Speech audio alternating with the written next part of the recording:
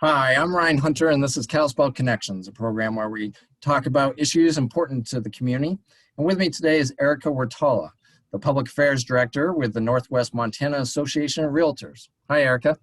Hey, how you doing? All right. Glad to be here. Thanks for the invite. Yeah. And yeah, always happy to help out. Yeah. Well, thanks for coming on the program. And the reason I have you on, I wanted to talk about the crazy housing market that we have. Things have just been, we had a lot of growth before the pandemic, and then really since the pandemic, things have just taken off even more. And so I'm wondering if you could talk about some of the statistics that we've been seeing about prices and availability that really reveal just how crazy the market has been over the last several months. Sure. So it is funny how fast this has all changed, because I was in a meeting with City Manager Doug Russell, and he was like, it just wasn't more than 8 years ago that we had a glut of lots and homes on the market, and we could hardly sell anything, and the market was really very sluggish. Well, things have picked up tremendously. I'm not quite sure if the pandemic is the #1 cause of that. I think we were seeing an increase in prices and in volume sales and things like that before, but boy, the pandemic sure exasperated that market. So I do have a lot of very, very happy realtors. They have had tremendous 2020, and I have heard several of them say at events, just here we are in April, that they have already exceeded their 2020 numbers in just 4 months in 2021. So I don't see this slowing down much.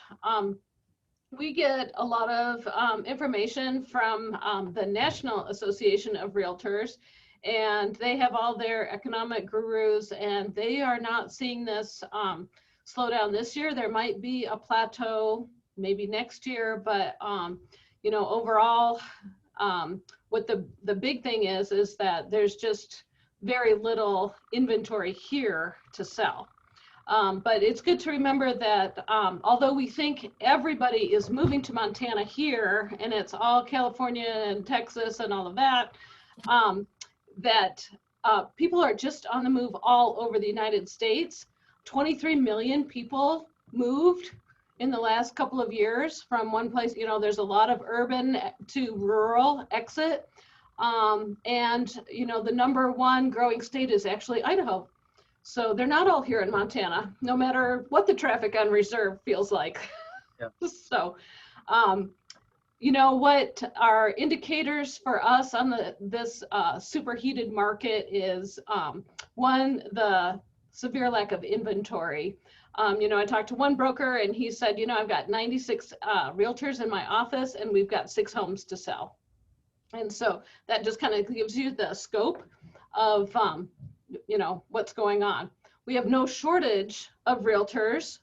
We are getting calls every day that people want to enter this profession, and we're getting people right out of high school or right out of college, to people that have had other careers and have decided to go into real estate. So we've got about 1,200, and I'll bet since January we've got about 80 more that want to come in. Now, our association goes from Libby and picks up Eureka and goes all the way down to Ronan area. So we're a pretty big association for 1,200 people to be spread out on.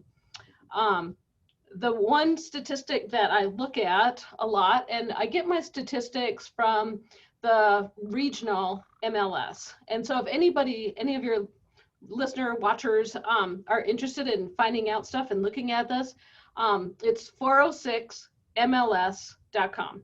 And on that top menu bar, there's something there for market stats. And you can select your area of Big Fork or Kalispell, and it will give you average home price, all kinds of different stuff, medium home value, days on market. And just looking through some of that will give you some interesting perspectives on what the market's doing right now. So I hopped on there today and pulled a couple of figures out that are simply astounding in my view. The median home price is always kind of the better figure. We show the average home price, and then there's the median home price, and the median is a little bit more accurate. Don't ask me how mathematically, I could never tell you that, but that just seems to be what everybody tells me. Not a mathematician. So the median home price in Whitefish right now is $671,000 for a single family home, which just floors me, But I was talking to my counterpart who is in Bozeman, and she said that they're at over 700 for their median home price. So yes, affordable housing is a crisis. And, you know, people like to say, you know, oh, Kalispell or Whitefish has an affordable housing problem, or, you know, but not only is it statewide, it's nationwide. I mean, you know, home prices everywhere are just becoming more unattainable. You know, the rule of thumb is that you should pay about 30% of your income should go to your housing costs. And more people are paying 40 and 50% of their incomes to go to housing. And that's just tough. That's just really tough. And people like you might say, what are some of the solutions, Erica? And I'd be like, heck if I know. Construction prices, lumber prices themselves are very high, and are going higher. So new construction is terribly expensive right now. My personal feeling towards the affordable housing crisis is that until we start paying people a living wage, you know, you really can't have anything affordable ever.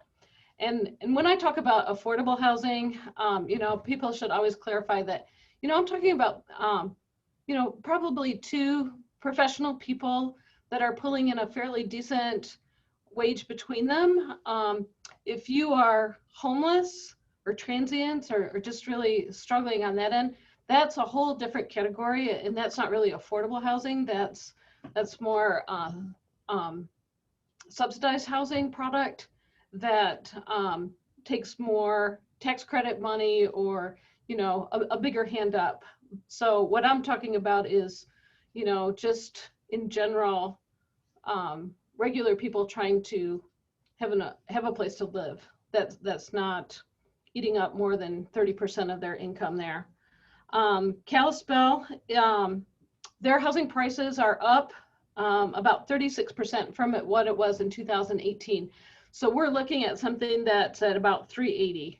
And Kalispell, in my opinion, has done a terrific job of trying to keep ahead. They've recognized this problem that, and they're kind of addressing the affordability problem by I guess I would say, the economy of scale.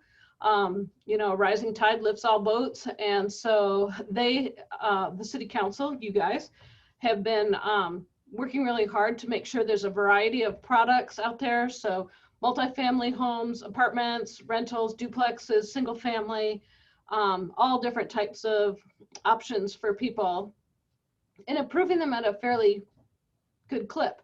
So, you know, I do think that will help level off some of the inventory strain on that, and I'm hopeful that will be good. The interesting thing I find is that the median house price in Columbia Falls is higher than in Kalispell. Columbia Falls is the super hip place to be.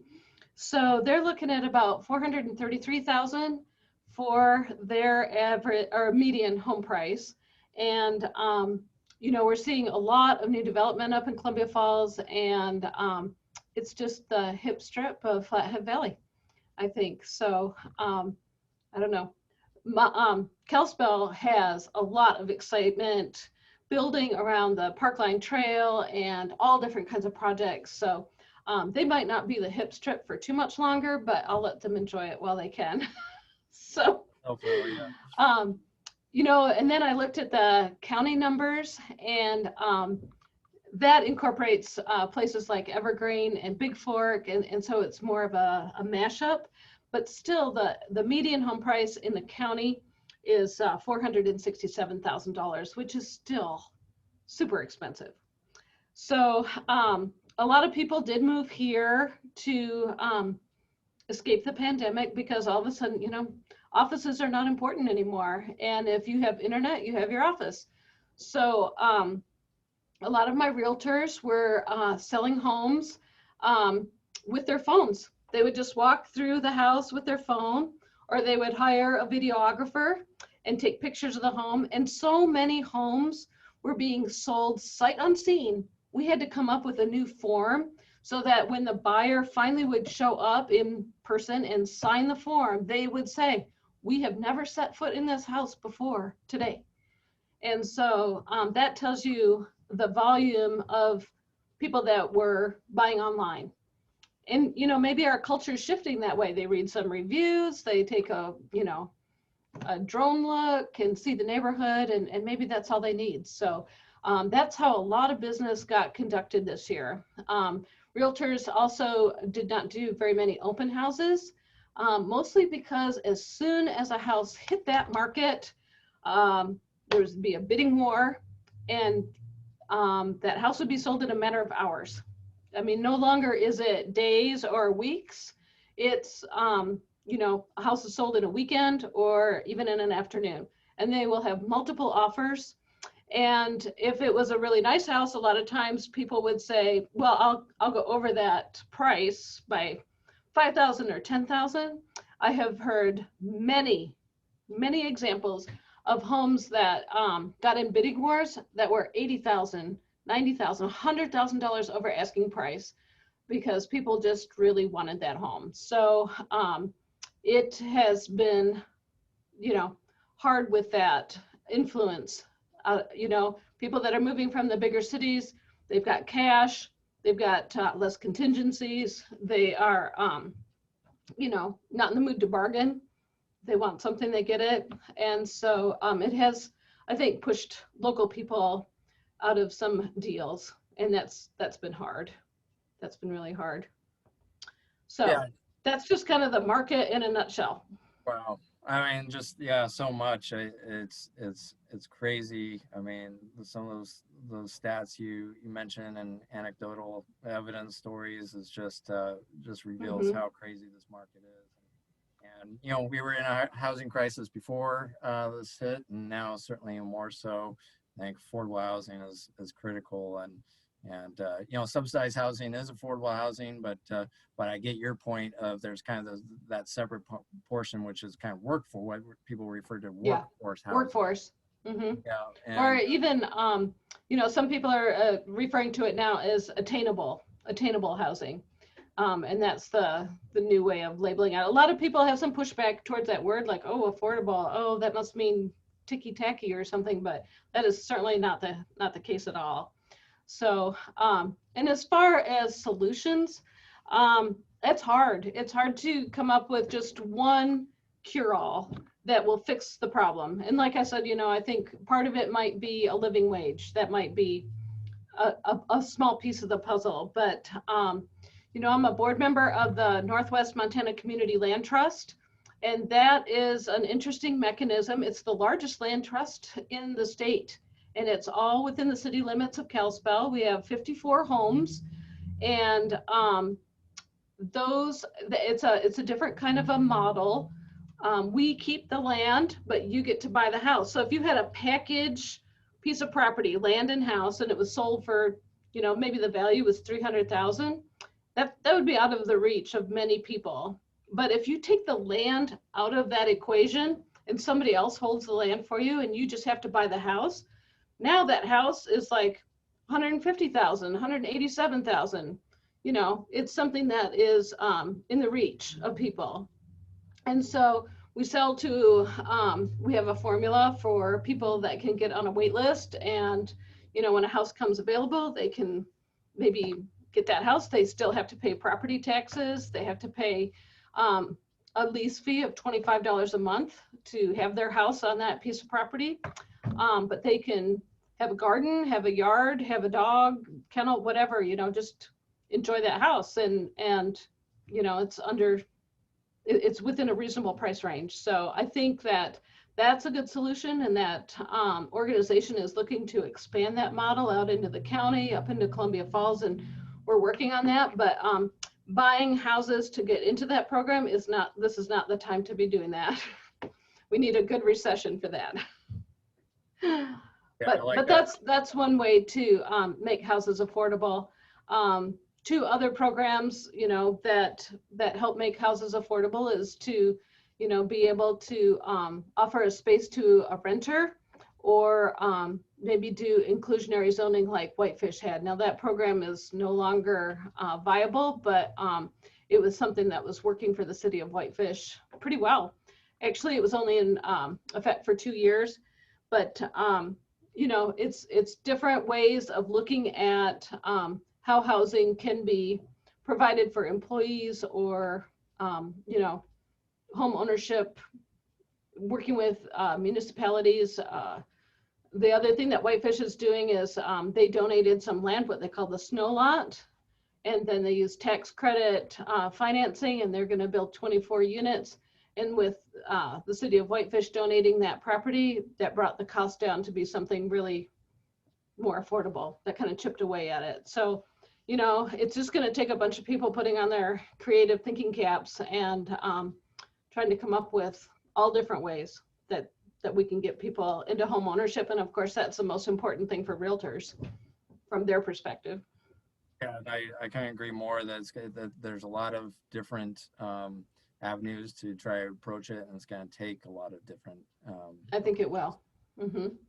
Uh, Running out of time here, but I know real quick, I wanted to ask about the moratorium on you know, mortgage payments that's been tied to the pandemic, and we may be seeing the end of that coming up soon, and the impact on homeowners that will have. Do you have kind of what's your perspective on what to expect coming up here as people face mortgage payments that may have been on hold for a while? Right, right. So when the pandemic hit, the federal government stepped in and said, okay, if you have lost your job or you're economically impacted, you can get a skip on paying your mortgage or even your rent payments. And they have offered some compensation to landlords, but essentially you couldn't get evicted and you couldn't get foreclosed on. And depending on your mortgage situation, they might have added those payments to the back end of your mortgage. So if you had a 30-year mortgage, now you've got a 31-year mortgage. But there were many other mortgage companies that had forbearance policies that said, as soon as this moratorium is lifted, that money has come due, and that date is July 31st. Now, you know, I don't know that the Flathead was impacted as much as other parts of the country. I think of like Las Vegas, where, you know, they are still shut down, in Seattle, and still under super tight restrictions. You know, we might see foreclosures maybe in the, I don't know, hundreds, but I think nationwide there's going to be thousands of people that just can't come up with that payment unless somehow, you know, they were able to get some federal aid somehow. So I'll be keeping a watch on that, just because that might just be an interesting socioeconomic phenomenon that has never happened before. Yeah, that is frightening, and we'll see what comes of it. Mm-hmm. Is there any help will be provided for those folks? So, well, Erica, thank you so much for joining me. That's just a wealth of information, and you know, it's the market is just crazy, and I'm sure over the next few months we'll see it get even crazier, probably. Yeah. Unfortunately. So, if you were thinking of selling your house, now is the time to do that.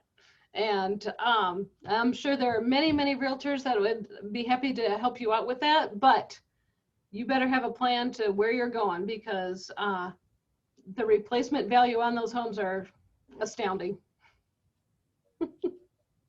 Well, thank you so much for joining us. Okay. Thanks for having me, Ryan. Good to talk with you. All right.